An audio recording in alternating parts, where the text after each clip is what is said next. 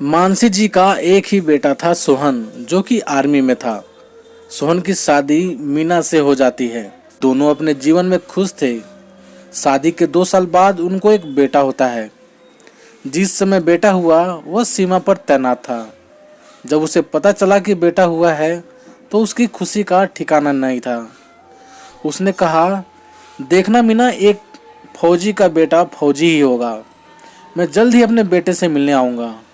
उधर सीमा पर हमला शुरू हो गया। दोनों तरफ से गोलियां चलने लगी। एक गोली सोहन के सीधे सीने पर लगी। उसने मरते दम तक दुश्मनों को मार गिराया और खुद शहीद हो गया, पर अपने बेटे का चेहरा नहीं देख पाया। उधर मीना ने बहुत देर से सोहन का फोन ट्राई किया, पर कोई उठा नहीं रहा था। अचानक किसी ने फोन उठाया तो पता चला सोहन शहीद हो गया है। मीना के हाथ से फोन छूट जाता है। क्या हुआ बहू, सोहन ठीक है ना? मीना माँ जी को पकड़कर रोने लगती है। माँ जी, अब आप कभी अपने बेटे को नहीं देख पाएंगे। दोनों एक दूसरे को पकड़कर रोने लगी। पालने में लेटे यश की तरफ नजर गई और मुस्कुरा रहा था। उसे देखकर जीने की वजह मिल गई दोनों सास बहू को। समय की रफ्तार तेजी से बढ़ रहा था। यश और 5 साल का हो गया था। मीना ने घर खर्च चलाने के लिए सिलाई का काम शुरू कर दी थी। एक दिन मीना यश को लेकर मंदिर जाती है। वहाँ के पंडित बड़े ज्ञानी थे। जब मीना ने पंडित को यश का हाथ दिखाया तो पंडित जी ने कहा, एक फौजी का बेटा है, देखना ये एक फौजी ही बनेगा। नहीं पंडित जी, मैं नहीं चाहती कि मेरा बेटा फौजी बने। बच्चे की मुट्ठी में लिखे तकदीर को नहीं बदल सकती बेटी तुम। मेरा आशीर्वाद तुम्हारे साथ है। जैसे जैसे यश बड़ा हो रहा था उसका लगाव आर्मी की तरफ बढ़ रहा था।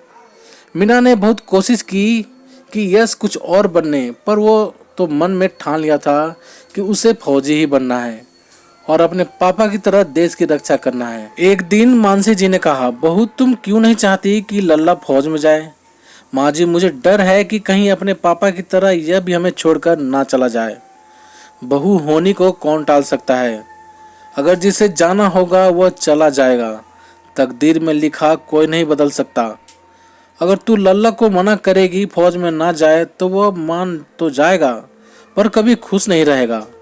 औलाद की खुशी से बढ़कर इस दुनिया में कोई खुशी नहीं है बहू। और अगर हम सब ऐसा ही सोचेंगे तो कोई अपने बेटे को देश की रक्षा के लिए भेजेगा ही नहीं।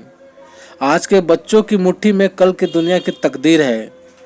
माँ जी, आप सही कह रही हैं। मैं पुत्र मोह में पड़ गई थी और देश के बारे में सोचा ही नहीं। अब मैं खुद अपने बेटे को फौज में भेजूंगी।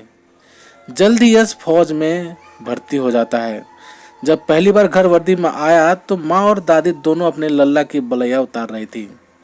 मीना मन में ही सोच रही थी कि सच में लिखी तकदीर को कोई नहीं बदल सकता। दोस्तों, आप सभी का इस बारे में क्या राय है? प्लीज़ कमेंट करके हमें ज़रूर बताना।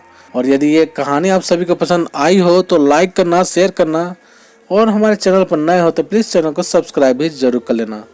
तो चलिए दोस्तों, मिलते हैं हम सभी से एक और नई कहानी के साथ। तब तक के लिए जय हिंद, वंदे मातरम।